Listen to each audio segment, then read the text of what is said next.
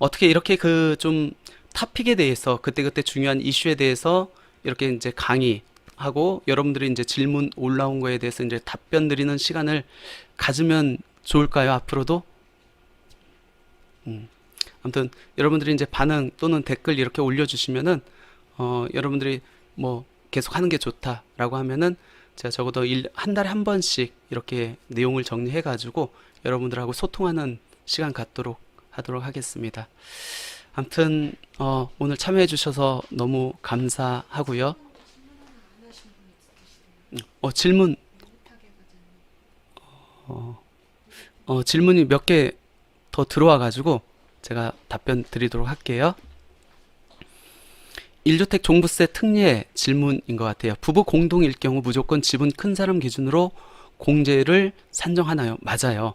왜 그러냐면 우리 이제 종부세법에 1주택자 종부세 특례 규정이 설정되어 있는데 제일 중요한 게 누구를 납세 의무자로 하느냐에 따라서 세액공제가 달라지잖아요. 그러니까 나이에 따라서 그 사람의 보유기간에 따라서 세액공제가 달라지는데 그럼 납세 의무자를 누구로 할 건가에 대해서 지분이 가장 큰 사람을 납세 의무자로 해라 라고 규정되어 있습니다. 지분이 동일한 경우에만 둘 중에 선택할 수 있어요. 그렇기 때문에 지분이 큰 사람은 그 사람의 보유기간, 그 사람의 나이를 갖고 세액공제를 적용할 수밖에 없다라고 보시면 될 것 같습니다. 김숙희님, 28살 아들 7월에 오피스텔 취득하면서 장기 임대사업자로 신청했는데 그냥 임대주택을 할지 너무 고민됩니다. 신청만 했다는 겁니까? 아니면 이미 이제 3개월 이내 장기 임대 취소가 가능하다는데 나중에 4년 후 매도할 때 양도세가 많이 나올지 걱정입니다. 근데 요거는 이제 질문 자체가 너무 구체적이지 않아요. 왜 그러냐면 오피스텔이 조정 대상 지역에 있는 건지 아니면 비조정 대상 지역에 있는 건지에 따라 다르고 만약 오피스텔이 조정 대상 지역에 있다고 하면은 솔직히 지금 세제 혜택이 거의 없습니다. 왜냐면 종부세 합산 배제도 안 되죠. 그 다음에 양도세 중과 배제도 안 되죠. 유일하게 적용받을 수 있는 2018년 9월 14일 이후에 조정 대상 지역에 취득한 주택은 유일하게 지금 주택임대사업자로 등록했었을 때 적용받을 수 있는 게 뭐냐면 거주주택 비과세 그리고 신규 취득한 오피스텔에 한해서 취득세 감면이거든요. 근데 문제는 4년 후에 매도할 생각이라고 하면은 10년을 못 채운다는 거잖아요. 그럼 끌고 갈 이유가 없죠. 그렇기 때문에 일단 오피스텔이 어디에 소재하고 있는 오피스텔인지 한번 보고 그리고 비조정에 있는지 조정에 있는지에 따른 어떤 세제 혜택을 적용받는지 한번 보시고 그게 큰 실익이 없다고 하면은 차라리 3개월 이내에 임대주택을 취소하는 게 나을 수 있습니다. 괜히 10년 동안 발목만 잡히고 잘못하다가는 나중에 10년 이전에 매도를 하게 되면은 3천만 원의 과태료가 있을 수 있어요. 그렇기 때문에 이 부분 조금 신중하게 판단하시면 좋을 것 같습니다. 9월 16일 이후 종부세 합산배제 신청하면 되겠죠. 상속주택, 저가주택, 주택수 빼기 맞습니다. 아마 9월 16일 이전에 서식이 마련될 겁니다. 그리고 9월 말일까지 합산배제 신청을 하는 기간을 이제 홍보할 거예요. 그리고 설령 9월 말까지 신청을 못 하더라도 납기가 12월 15일이기 때문에 보통 세무서에서 11월 말 정도에 고지서를 보내거든요. 그러니까 9월 30일까지 설령 못한 분들도 세무서에 서면으로 이렇게 제출하고 아니면 전화를 하거나 하면은 팩스로 이렇게 신청하더라도 담당자들이 제도의 처음 시기이기 때문에 받아주지 않을까. 그동안 그렇게 했거든요. 받아주지 않을까 생각됩니다. 신앤물님, 임대 건물이 있는데 세무서 임대사업자 등록 안 했는데 불이익이 있을까요? 이 임대 건물이라는 게 상가를 의미하는 것 같아요. 주택은 아니고 상가 같은 경우에는 원칙적으로 월세가 뭐 소액이든 그리고 상가 한 채를 뭐 임대한다 할지라도 무조건 세무서에 사업자 등록을 해야 되는 게 맞습니다. 뭐 간이든 일반이든 주택 같은 경우에는 뭐 월세를 주느냐 전세를 주느냐 주택 수에 따라서 뭐 과세 대상에 해당되느냐 안 되느냐 여부에 따라서 사업자 등록 여부가 달라지잖아요. 근데 일반 상가 같은 경우는 무조건 해야 되는 게 맞고 하지 않았을 때 항상 그렇잖아요. 세금이라는 게 원칙적으로는 세금을 내야 되는데 안 했습니다. 그러면 세무서에서 문제를 안 삼으면 그냥 넘어갈 수 있는데 문제를 삼으면은 과거 것까지 이제 추징될 수 있다라는 겁니다. 법인 본점 소재지가 대도시가 아니더라도 주택을 취득하면 무조건 중과세인가요? 상가일 경우 중과세가 아닌 경우가 법인 본점 소재지가 대도시가 아니더라도 주택을 취득하면 법인은 그렇죠. 법인은 주택을 취득하면은 주택 수, 그다음에 주택 소재지에 관계없이 무조건 중과세율이 적용되잖아요. 상가랑은 다르죠. 상가 같은 경우는 본점 소재지가 대도시가 아니면은 뭐 일반 세율이 적용되잖아요. 중과세율이 적용될 여지가 없잖아요. 근데 주택은 주택 소재지에 불문하고 무조건 12% 중과세율이 적용되고 있다. 포괄 양도 양수하면 된다고 분양사에서 걱정 말라고 했는데 내일이 3개월 되는 날이라 걱정됩니다. 세무상담 받고 싶습니다. 세무상담은 저희가 유료로 진행을 되고 있고, 그 다음에 이제 예약 상담을 받고 있어요. 그러니까 저희 네이버 같은 데에서 세무법인 가감 치시면은 강남 지점이 이제 상담센터로 활용하고 있는데, 거기 네이버 예약 보시면은 이제 매주 화요일하고 목요일 날 제가 상담을 하고 있습니다. 오후만 상담을 하고 있거든요. 그러니까 거기 들어가 가지고 빈 날짜, 빈 시간에 예약을 하면은 상담 받으실 수 있습니다. 다른 거요.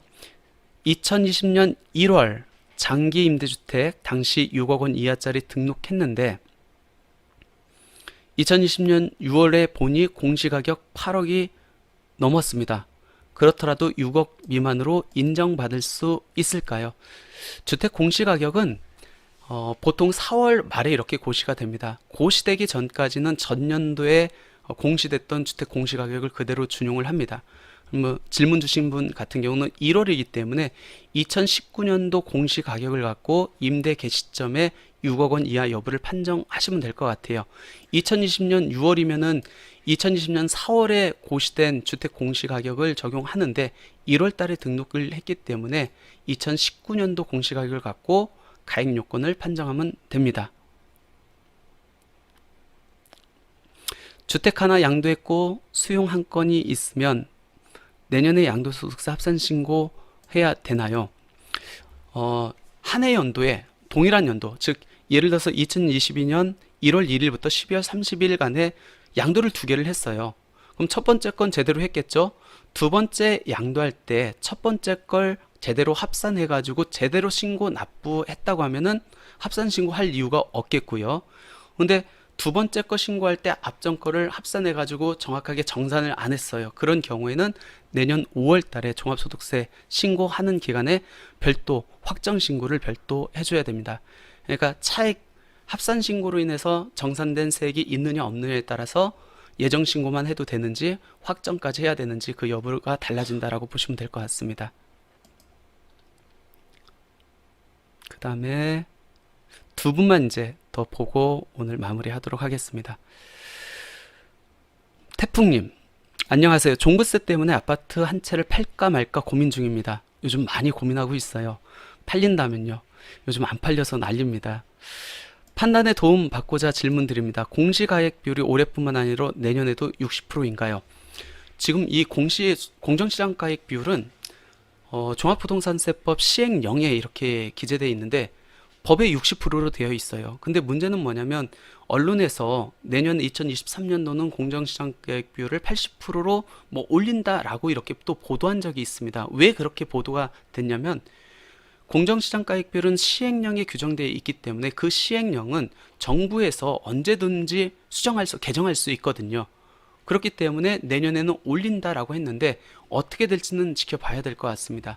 시행령이 개정이 안 되고 그대로 간다고 하면 60%가 그대로 적용될 거고, 내년에 뭐 주택 경기에 따라서 정부에서 뭐 올리겠다라고 하면은 시행령을 개정, 이건 국회 통과할 이유가 없기 때문에 뭐 정부에서 이제 알아서 올리겠죠.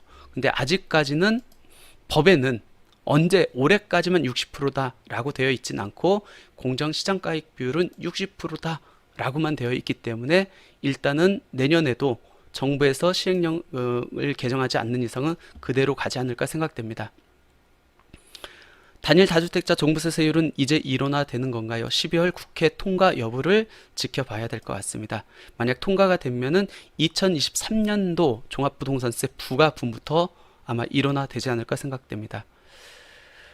종합부동산세 일적 1세대 2주택 적용할 때 개념상으로 종전주택 부분을 매도할 거니까 종전주택 산출세액을 빼고 신규주택 산출세액에 대해서 고령자, 장기보유자 공제를 해주는 게 아닌가 싶은데 그럴 것 같네요. 맞습니다. 그러니까 상속주택이라든지 지방저가주택은 상속주택, 지방저가주택, 그러니까 1세대 1주택 특례 주택을 제외한 나머지 일반 주택에 대한 세액에 대해서 장기 보유자 세액공제, 그 다음에 고령자 세액공제를 적용하는 게 맞는데 일시적 2주택자는 신규주택 취득일로부터 2년 안에 종전주택을 처분할 걸 염두에 두기 때문에 지금 쌤님처럼 그렇게 이해하는 게 맞을 것 같습니다. 그러니까 상황에 따라서 상속주택이냐 지방저가주택이냐 아니면 일시적 2주택이냐에 따라서 어떤 주택을 갖고 세액공제를 해줄지 여부는 달라질 것 같습니다. 예. 좋은 지적 감사합니다. 그것 봐요. 저도 100% 다 이해 못하고 이렇게 넘어가는 경우가 있잖아요. 종부세에서 부부 공동명의 아파트와 남편이 상속주택이 있는 경우 아내는 단독명의로 종합부동산세를 신청하면 남편 명의로 신청하는 것보다 상속주택의 종합부동산세율이 더 낮아질 것 같은데 요거는 한번 시뮬레이션을 돌려보면 돼요. 여러분들의 시뮬레이션을 돌려볼 때 종부세는 그 홈택스 세금 계산기 이용하는 게 제일 간편할 것 같아요. 거기 보시면은 뭐 이렇게 주택 공시가격만 넣으면은 상황에 따라서 이렇게 시뮬레이션 돌려볼 수 있거든요. 근데 지금 올해 이제 오늘 국회에 통과가 됐기 때문에 이 내용을 반영해서 세금 계산기가 언제 바뀔지 정확하게 뭐 반영이 될지 그건 좀 지켜봐야 될 것 같습니다. 장기임대주택 8년 등록했는데 임대 끝난 뒤에 상생임대주택 혜택 받을 수 있나요? 임대주택도 상생임대주택의 요건을 충족하면 즉 직전 임대차 계약이 1년 6개월이고 그 다음에 직전 임대차 계약 이후에 임대차 계약, 요걸 이제 상생 임대차 계약이라고 하거든요. 그 상생 임대차 계약 할 때 5%, 직전 임대차 계약 대비 5% 하고, 그 다음에 상생 임대차 계약을 2024년 12월 31일까지 체결을 하고 2년 이상 임대하면은 장기 임대주택도 상생 임대주택 혜택을 그대로 적용받을 수 있다라고 보시면 될 것 같습니다. 마지막 질문. 수용으로 매매했는데 텃밭과 소방도로로 내어준 토지는 양도소득세, 비과세 해당 안 되나요? 주택은 20년 거주했습니다. 우리가 양도소득세에서 비과세가 적용되려면은 일단은 1세대 1주택에 해당돼야 됩니다. 근데 텃밭은 주택의 부수토지로 썼다고 하면은 주택 부수토지에 들어가기 때문에 비과세가 될 텐데 아마 텃밭은 주택 부수토지로 안 돼 있을 거예요. 어디 보면 되죠? 개별주택 가격 확인원을 띄워보시면은 주택 면적하고 그 부수토지 면적이 나옵니다. 텃밭이 들어가 있는지 여부를 보시고 안 들어갔다고 하면은 쟤는 비과세 대상은 아닙니다. 단지 텃밭, 농지기 때문에 8년 이상 농사를 졌으면은 감면은 적용되겠죠. 감면이 1억 원까지 가능하기 때문에 세금을 하나도 안 낼 수도 있다는 겁니다. 전제 조건은 8년 이상 작용한 농지여야 됩니다. 소방도로는 농지도 아니고 주택의 부수토지도 아니기 때문에 그 소방도로라고 해가지고 어떤 양도세 특례가 적용되는 건 아닙니다. 그래서 그 소방도로는 어쩔 수 없이 세금을 내야 되는 거고 수용으로 인한 토지 등 양도세 감면, 우리 현금 같은 경우는 10%, 채권은 뭐 만기 채권이냐 여부에 따라서 최대 40%까지 감면되는 거 있죠. 그 요건을 별도 확인해 보셔야 됩니다.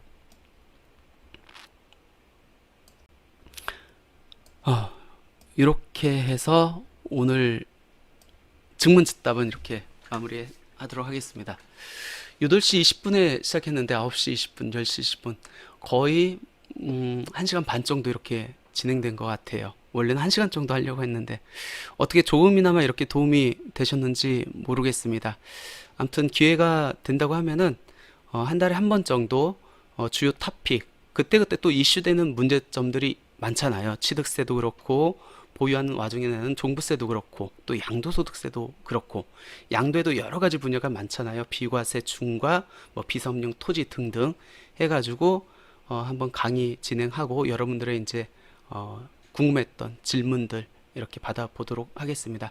그리고 이제 참고 삼아서 이제 중요한 의사결정이라는 거는 이제 특히 이제 양도세에서는 비과세와 관련된 거, 그다음에 감면과 관련된 거는 세금이 굉장히 많이 차이가 나요. 몇 억이 왔다 갔다 할 수 있기 때문에 항상 본인의 의사결정으로 해가지고 매매계약을 체결하지 말고 항상 매매계약 체결하기 이전에 최소한 두세 분의 세무사님들, 전문 세무사님들의 상담을 받고 의사결정을 하는 게 최선의 절세 방법이라는 거 꼭 기억해 두시면 될 것 같습니다. 그래요. 오늘 강의는 또는 오늘 뭐 증문즉답은 여기서 마무리하고 다음 달에 더 좋은 모습으로 뵙도록 하겠습니다.